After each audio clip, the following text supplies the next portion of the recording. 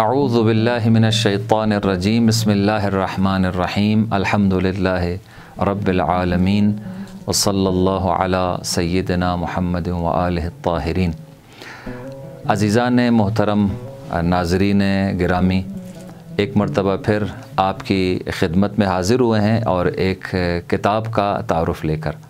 یقیناً کتاب کے ساتھ جو لوگ شغف رکھتے ہیں، کتاب کا جو مطالعہ کرتے ہیں، جو کتابوں کے ساتھ دوستی رکھتے ہیں، یقیناً ان کو پتہ ہوگا کہ کتاب سے بڑھ کر اور کتاب سے بہتر کوئی دوست نہیں ہو سکتا۔ یہ دنیا کی ہر دوستی کسی نہ کسی مفاد کے لیے ہوتی ہے، مگر یہ کہ بہت کم دوستیاں ہوں جو فقط اور فقط خالصانہ مخلصانہ اللہ کی خاطر ہوں۔ لیکن شاید میں یہ کہہ سکتا ہوں کہ 80-90% دوستیاں دنیاوی مفادات کے لیے ہوتی ہیں۔ لیکن کتاب ایک ایسا دوست ہے، یا کتاب ایک ایسی دوست ہے کہ یہ فقط اور فقط آپ کو فائدہ پہنچانے والی ہے، آپ کو نقصان نہیں پہنچا سکتی، آپ کے علم میں اضافہ کرتی ہے۔ اور کتاب بھی اگر دینی کتاب ہو تو یقیناً آپ کے ایمان کو تازہ کرتی ہے۔ اور پھر ایسی کتاب جو امیر المومنین علی ابن ابی طالب علیہ السلام کی شان میں اور ان کے فضائل کے بارے میں لکھی گئی ہو۔ یقیناً آپ فضائل علماء سے، ممبروں سے سنتے ہیں، ذاکرین سے سنتے ہیں، لیکن میری یہ مؤدبانہ گزارش اور درخواست ہوگی تمام اس پروگرام کے دیکھنے والوں سے کہ آپ صرف ذاکرین اور علماء کی تقاریر پر اکتفا نہ کریں، بلکہ اپنے گھروں میں ائمہ اہل بیت علیہم السلام کی سیرت سے متعلق اور خصوصاً ان کے جو فضائل قرآن و احادیث میں جو مسلم فضائل ہیں، آپ ان کو ضرور سنیں۔ اس سے دو فائدے ہوں گے۔ پہلا فائدہ تو خود آپ کی ذات کے لیے ہے، اور وہ یہ کہ آپ کے علم میں اضافہ ہوگا، آپ کی معرفت میں اضافہ ہوگا، اور پیغمبر اور ان کی آل سے جو محبت ہے، ان پر جو ایمان ہے، اس محبت اور ایمان میں اضافہ ہوگا۔ اور اس سے ایک اور ضمنی فائدہ بھی آپ کو ہوگا۔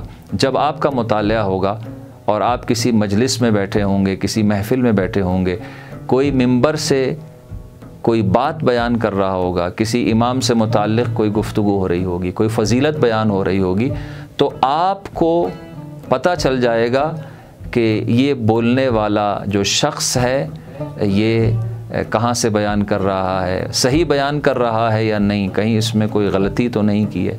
تو آپ کے لیے ایک یہ بہت ہی اچھی چیز ہوگی کہ آپ وہاں پر مجلس کے بعد، محفل کے بعد ایک اصلاح بھی کر سکتے ہیں۔ یہ آپ کے مطالعے کے نتیجے میں یہ چیزیں آپ کے سامنے آئیں گی۔ تو میرے سامنے ایک بہت ہی خوبصورت کتاب ہے، امیر المومنین کی شان میں لکھی گئی ہے، ان کے جو فضائل ہیں اس پر لکھی گئی ہے۔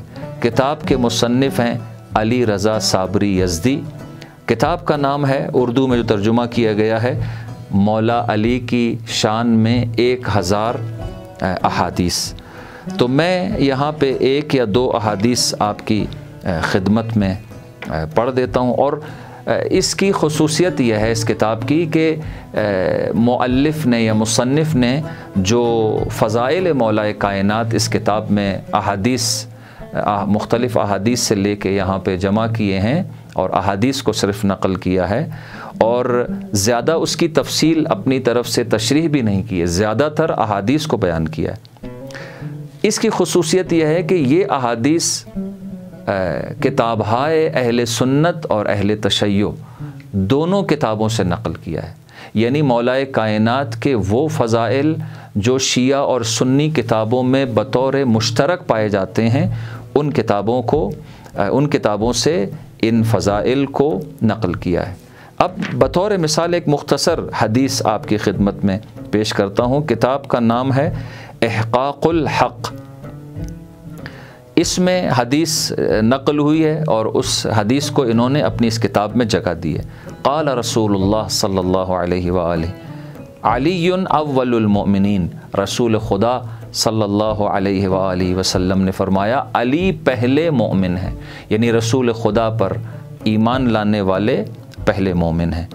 اور اسی طرح سے ایک اور حدیث جو یہاں پہ بیان کی گئی ہے، اس حدیث میں یہ بھی رسول خدا صلی اللہ علیہ وآلہ وسلم سے ہے کہ علی اکثر اصحاب الرسول علما، کہ علی وہ شخصیت ہیں کہ جن کا علم رسول کے تمام اصحاب میں سب سے زیادہ ہے، یعنی اصحاب رسول میں جو سب سے زیادہ عالم شخصیت ہے اس شخصیت کا نام علی ابن ابی طالب ہے۔